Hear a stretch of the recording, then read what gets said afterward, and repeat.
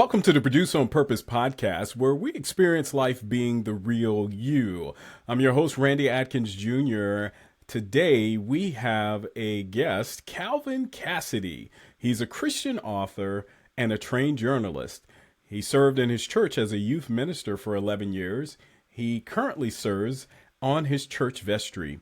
He's worked for 40 years as a career educator. He has had the honor of serving as a tribal leader at the Seneca Cayuga, a federal recognized Indian tribe. He's married to his wife, Vicky, and they have 2 daughters and 4 grandboys. He's serving God as his mission, and he lives in Southwest Missouri. Calvin, it is wonderful to have you on the Produce on Purpose podcast. How are you this day? I am doing really good. Thank you. And thank you for this opportunity. Great to have you on. I always like to start off by allowing you to provide an introduction of yourself to our guests. Can you share a little bit about your journey and also what you would like for our audience to get out of our conversation today? Okay. Grew up in Southwest Missouri, Southeast Kansas. Um, when I was in college, I was involved in a really bad car accident, and it set me up for this journey to heaven and back. Um, we said when we talked in the pre-show, I try to condense that down to as little as possible because that could take a whole hour to explain. We'll get into a little bit more of that as we go along, because that was the crux of the book. The whole book was developed about that, around that experience.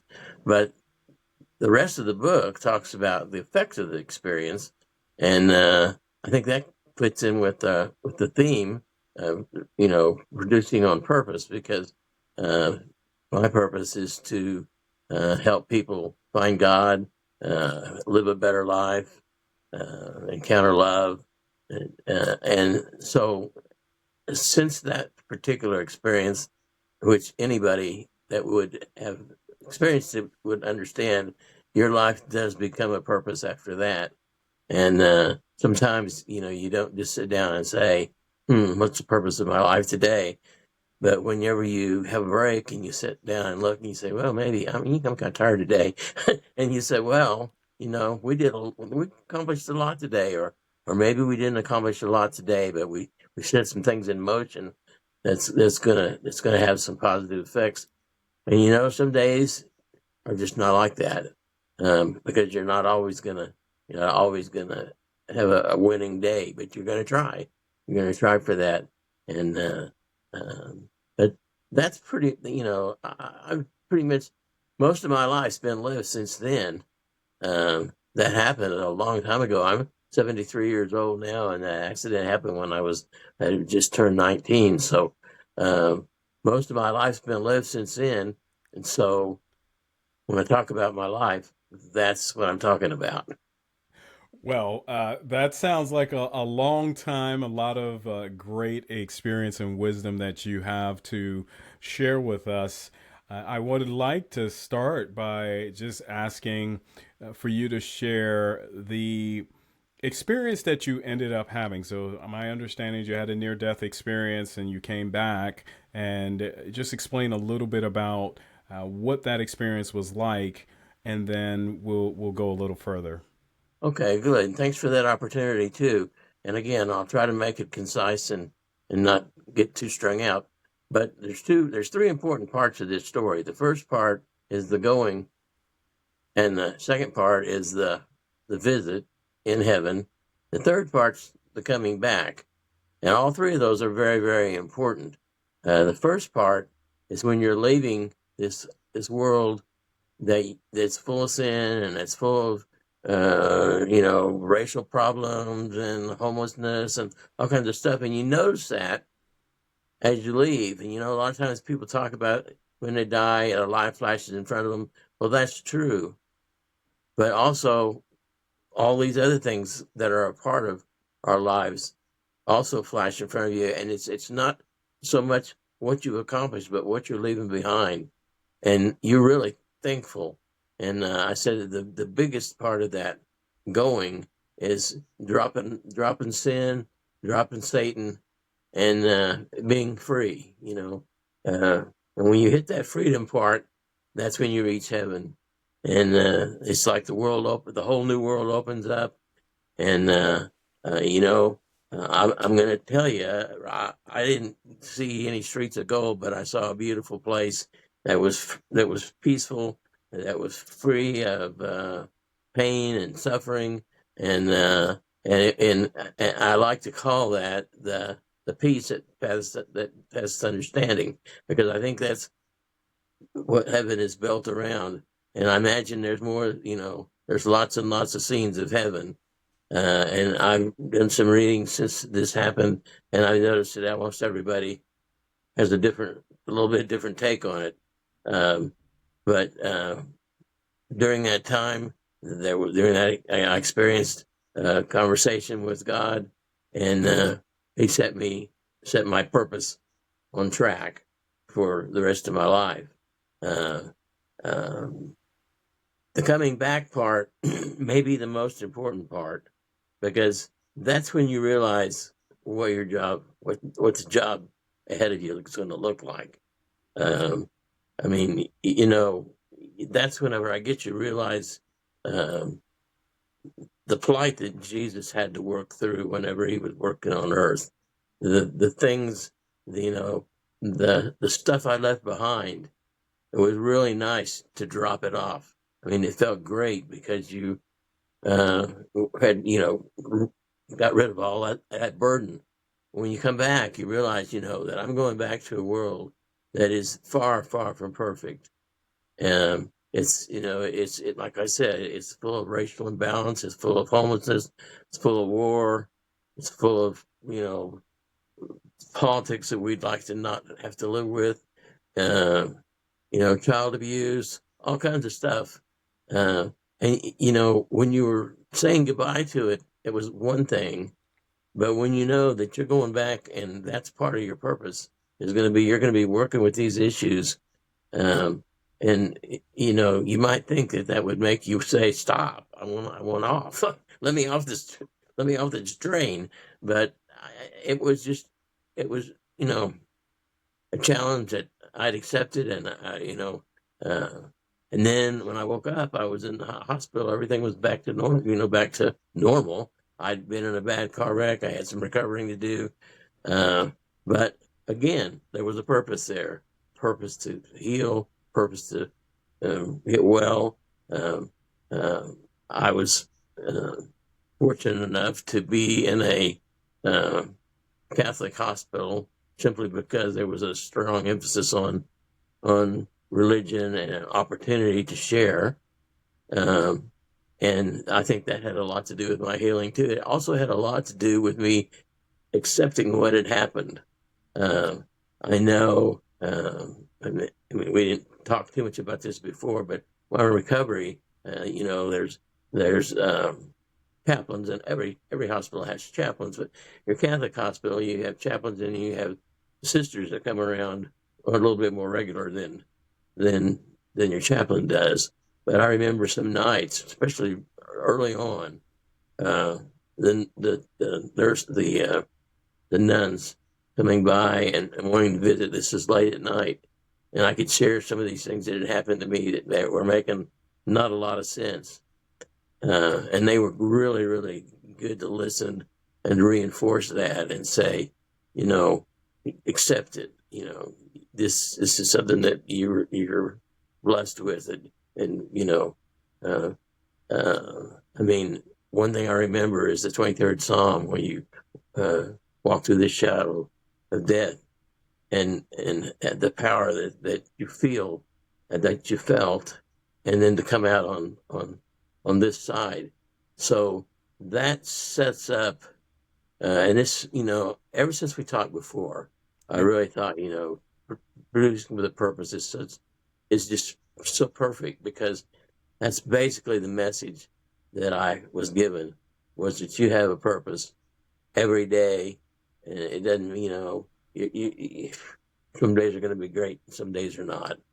But, you got to work. You got to, some days you take a breath, say I'll do better tomorrow, but you never give up. And and it was so much easier when I was teaching school because you were looking every day. You go into the classroom and you'd look out there and Mm-hmm. you'd see a purpose, something that you needed to do, someone you needed to help, even if it wasn't in the classroom, if it was in the teacher's lounge or at a teacher's meeting. But there was always something there, you Right. know. And you might think, well, you couldn't escape, and that's partly true. But I mean, there was definitely you definitely saw the need. Thanks for talking it through that because we hear of many people that have near death experiences. It sounds like that experience really put you on a path to understand what your purpose is. Of course, I speak a lot about that. I also have a book related to this to talk about us producing on the purpose, and the focus is understanding what God created you to be and what you should be doing here as you unveil what you were born to be. So, what was the exact message that God told you at that moment and at that time that your purpose was to do here on Earth? Well, simple message: uh, serve God, build a kingdom. Um, you know, and that was that was the core message. Mm-hmm. Uh, for my particular case, uh, your primary mission for at least the next few years is going to be to serve young people and serve that part of the kingdom. And like I said, whenever I came back and realized what had happened, recovery actually for the injury went pretty quick. I mean, and the turnaround was the year following the accident was the year that I did my student teaching and I started my church work. So it was, it was just part of the plan. There was a map, and it's been. Uh, I tell you, the older you get, the harder you travel. I guess harder you have following directions. I mean, it seems like as I got older, I get lost more often. Well, I that's always interesting, right? It was like you think you're like, oh, I can get around, but if you end up in surroundings that you need not be in, maybe it's a little harder to get around and do what you need to do. And so you do have a book called what is it, Bridging the Gap, Bridging and the Gap: A Spiritual Journey to Heaven and Back. yeah, so in that book, you talk about a little bit about what we're talking about, that transition, and about heaven and making it to where we need to be. Tell me what that central piece of bridging the gap that we all need to have in our lives that we should be doing. Well, first of all, the title "Bridging the Gap" was simply bridging the gap between heaven and earth, between our Heavenly Father and His plan for us, and our plan, our own plan. Because of the experience, it's a lot easier for me to understand that there's two different things. I mean, a lot of people don't, who haven't had that benefit, that personal contact, can fool themselves into thinking that they have control and that and it's going to come out the way they want it because they can do that. And I guess that's part of the purpose. That's where people get themselves in trouble. Um, and again, getting back to young people, they don't have a lot. I mean, they're young, uh, and their belief system is built on a few things. And if any part of that breaks down, then they start being lost.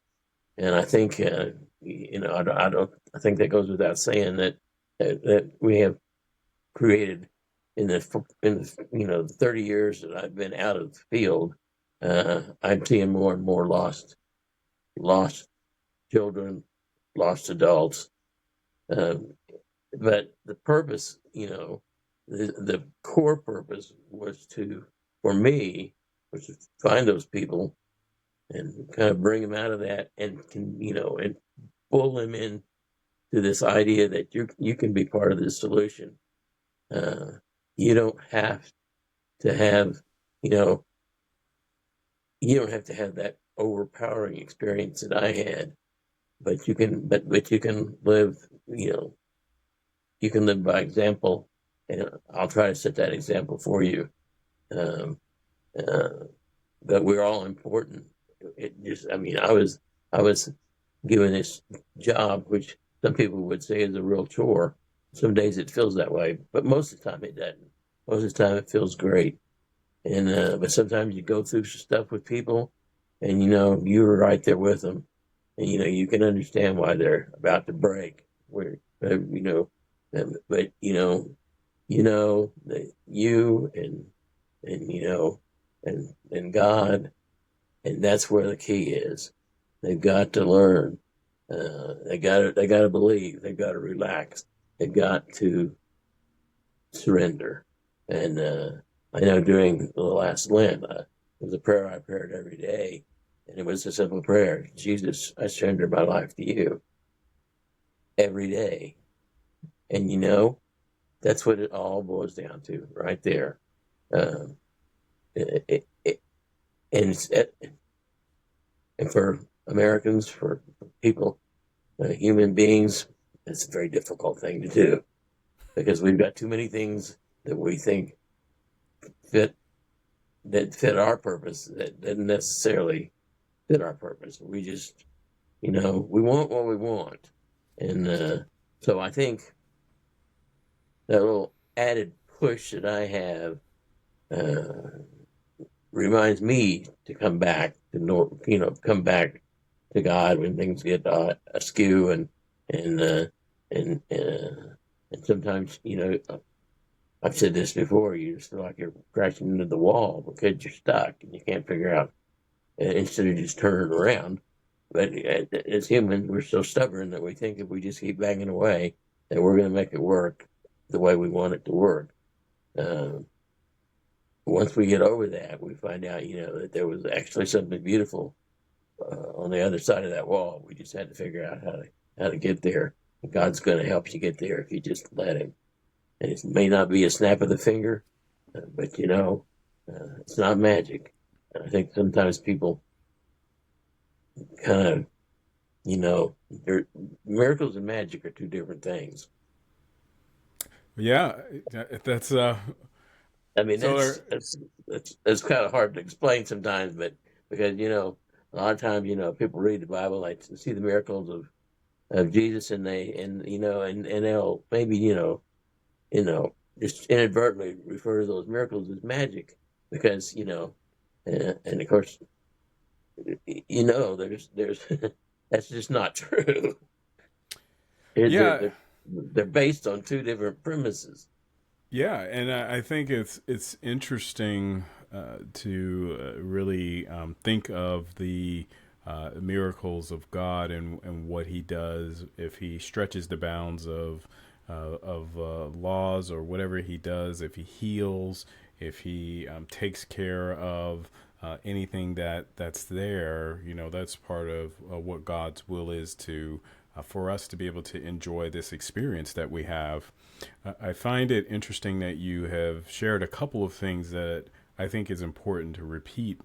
Number one, that many people feel like they are in control. And I believe that that idea that you're in control, or that part of you that makes you believe that you're in control, actually has you blinded to the fact of what is truly the purpose of what you're here to do, how you're supposed to move, your connection that you're supposed to have with Source, with God, and what He's supposed to be doing in your life, how you are supposed to impact society, who you are supposed to impact. And then you mentioned surrender as being kind of a key, and you talked about the idea that you say, Jesus, you surrender yourself to Him on a daily basis. I believe surrender allows for us to get into a space that is actually a place where God wants us to be, where we are surrendering who we are that means that control piece that wants to control everything, that makes you believe that you are in a place that's in control, but that you are going to actually trust God and you're going to obey God. There's a song, a hymn that I love. It says, "Trust and obey, because there is no other way to be happy in Jesus but to what? Trust and obey." And I believe that when we do that consistently, that we find a way in our lives that cause us to be in an alignment. So you surrender that control, and then it becomes a better footing for you and who you are.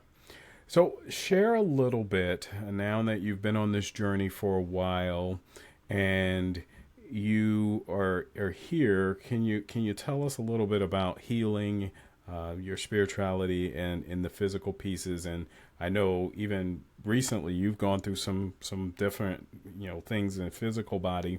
What are your thoughts now that God and what God has been doing in your life when it comes to healing physical and your spirituality? Well, again, it gets back to the surrender. The healing is in God's hands. It's not in our hands. It's in the hands of the doctors. That God's in their hands too. I think working with the young people, they've got to have something to believe in. I mean, we would like to think that we all come from a nice family where everybody loves everybody and everybody's happy and everything. But the truth of the matter is that's so not true for most people. For most people, that's not to say that they come from hell, but it's just saying that it seems like each year there's another layer of stuff that they've got to get through to get to the truth. And so my number one, the first thing that comes into mind when I think about healing is belief. You've got to believe, you got to have faith. And unfortunately, some people don't get there until that's the only thing they have left. So for the rest of the world, the people that haven't found themselves in that horrible situation, you want to try to keep people out of that. You want to recognize problems early. Just like anything else, if you have a disease, if you're contracting a disease, excuse me, it's easier to heal it if you get to it. And you talk about healing, and I don't have an opportunity to share Native American and religious beliefs too often, but I know that a real famous faith healer in the Native American world there were two terms. There was curing and there was healing. And you can cure a disease, you can cure a situation, but healing refers to being ready for the Great Spirit, being ready for God, it's that purity that comes with the spiritual healing. Curing is what doctors do. Healing is what spiritual people do. And I always thought that was kind of interesting because a lot of times, a lot of times you get to the healing part through the curing part. But I guess this faith healer said sometimes that people can, we can bring them back to life, but we can't make them. Sometimes we can't get them any farther than that. And I think that's true too. We like to think that everybody's going to heaven. It scares me now because I think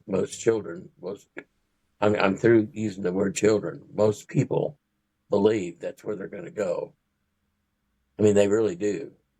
They talk, they just talk, and you look at the way they're living, and you're thinking, we need we need to smooth the edges out here a little, because God's a forgiving God, but sometimes when you do things that are just completely, the only way that you won't go to heaven is to just completely disavow yourself, separate yourself from God completely.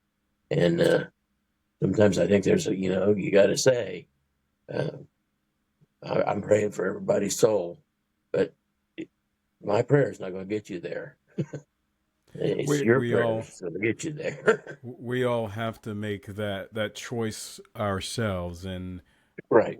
Get you I back to believe. that surrender word. Yeah, if we surrender and we really remove all of a lot of the patterns, a lot of the traumas, a lot of the issues that we have picked up over the time that we have kind of been running on in our lives, then when we begin to remove those items, then we come back to who we were born to be, what our purpose is, and what God manufactured you to be. Because I truly believe that, we have everyone that is built. There's a reason we were put here. There's a reason you get to come here, and sometimes there are particular things that we deal with, that we are running on those programs over and over again. But the idea is that we actually get closer to the source, get closer to God, get closer to the spirituality. And as you were sharing a little bit about the healing portion versus curing, I kind of thought of, there are also two different approaches, because when we talk about spiritual healing, we're going to God, we're going inside, we're going into who we are for healing.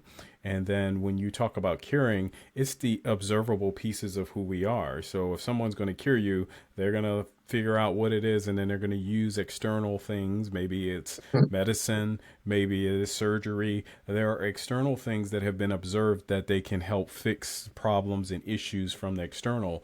One's going from the outside in, and the other's coming from the inside out. And I believe that when we understand that and we follow that and we walk in that, then what's produced is going to be a healing that is eternal, not just something that's Hmm. maybe Absolutely. temporary. Yeah. So as you've gone through, I know that you have seen quite a bit, and you've incorporated storytelling into what you do. How has that been, an incorporation of that in what you do, been helpful sharing your message? Well, you know, as Jesus told stories, sometimes that's the way you get your message across. You reduce it to a language that people understand. It's interesting. It's believable, uh, and it's real. Um, Sometimes we can talk about stuff, we can think about stuff, uh, but if you've got a story that's that can bring your point across so much quicker, so much easier. Um, just lately, I start working with kids in Sunday school again, and of course, uh, the stories are there. So I mean, they're there for I've got a whole brain full of stories. Um, uh, but I think that helps us get where we're going, and we're comfortable. We're comfortable telling those stories. Um, uh, and I think that's another thing too. I think a lot of times people think being a Christian means that you're just always, you know, always on edge, always out searching, always preaching, always. And, the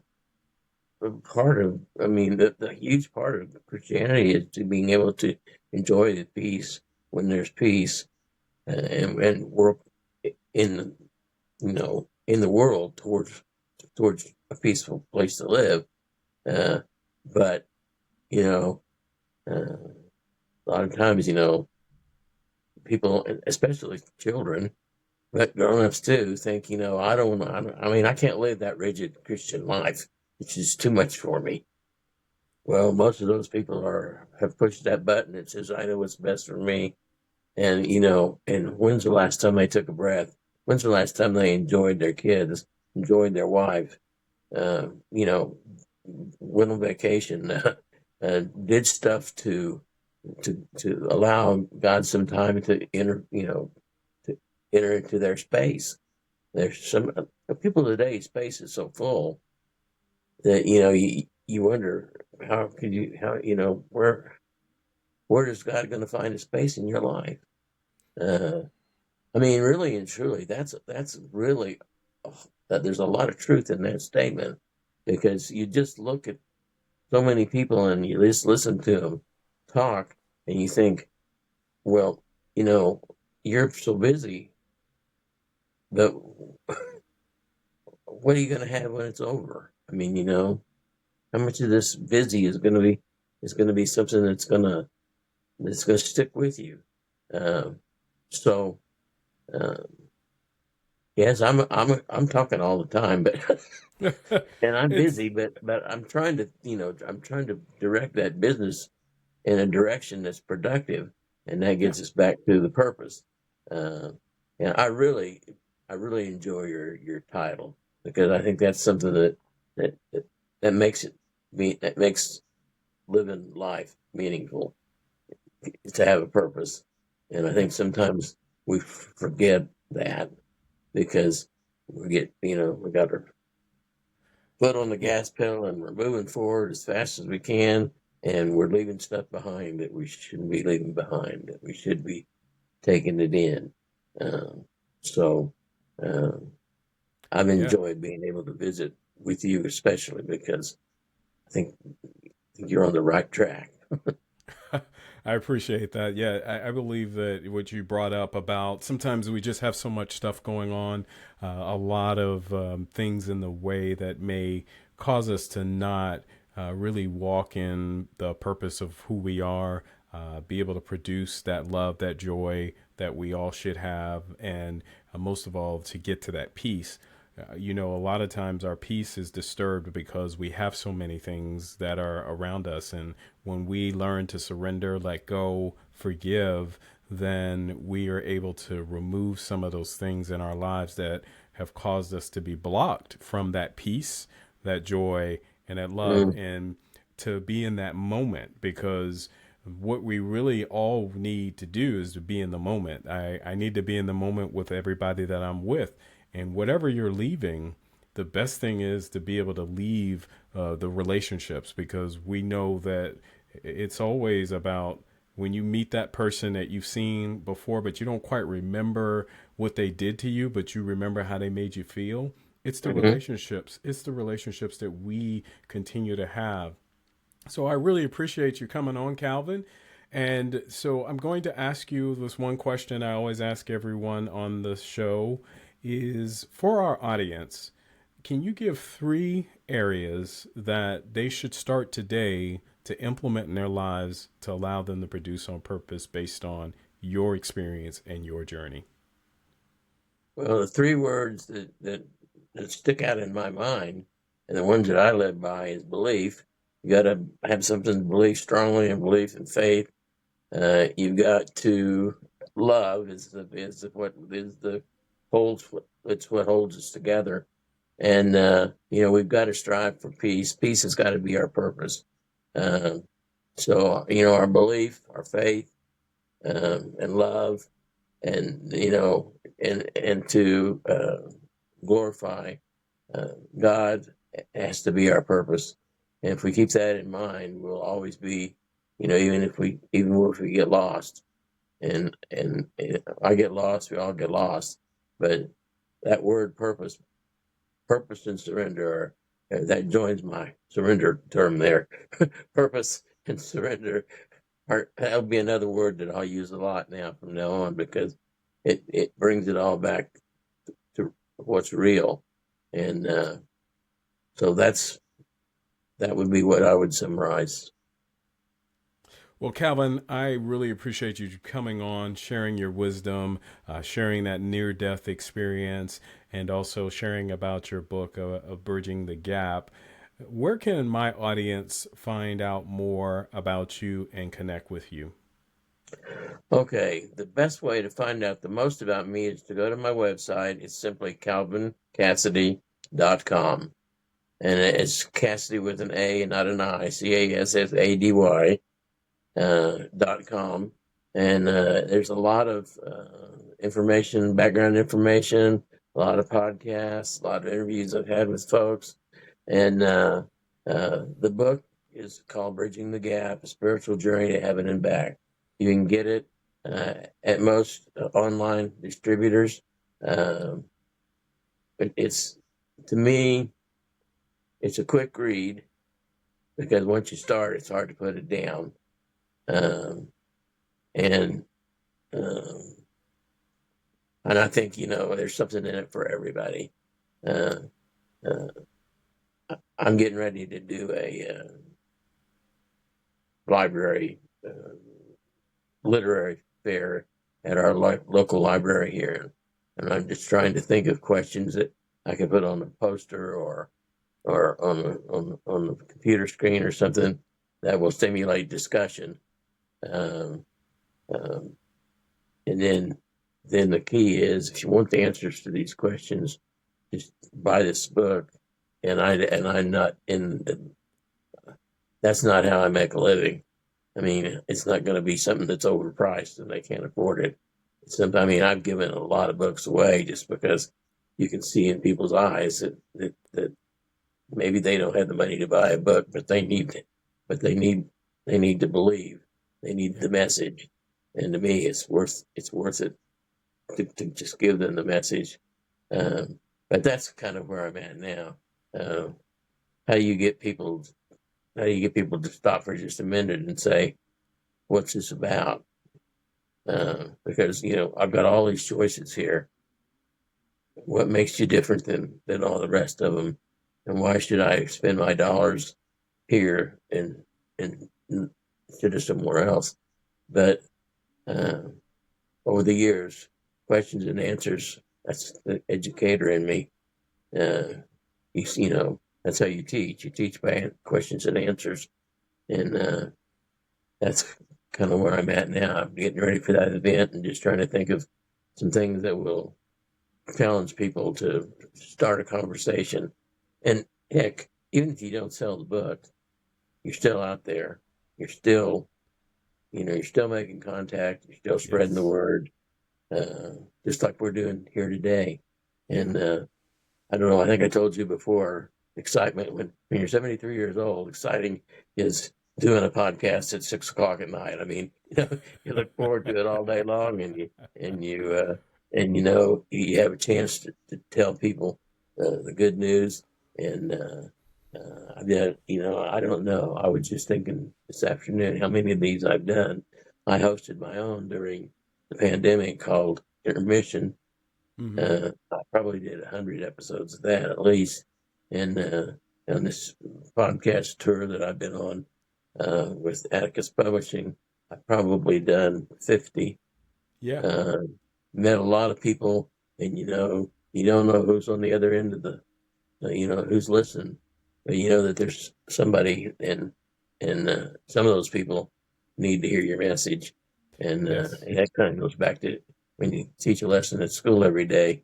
Everybody in this room might not get the message, but somebody's going to. And if they do, then you've made a difference. That is true. And you just keep sharing that message. I encourage everyone, reach out to Calvin at calvincassady.com. Really appreciate you taking the time to share your experiences with us. And I encourage everyone, continue to do what Calvin has talked about and he shared with us, kind of making sure we have that faith in that belief system, making sure that we are moving in a direction where, we're doing what we need to be doing, that we are surrendering. He's given us that word to make sure that we're doing that every single day. And that if we continue to move in that direction, we can continue to move in a place where we can get to that peace that is beyond all understanding, and we can then all produce on purpose.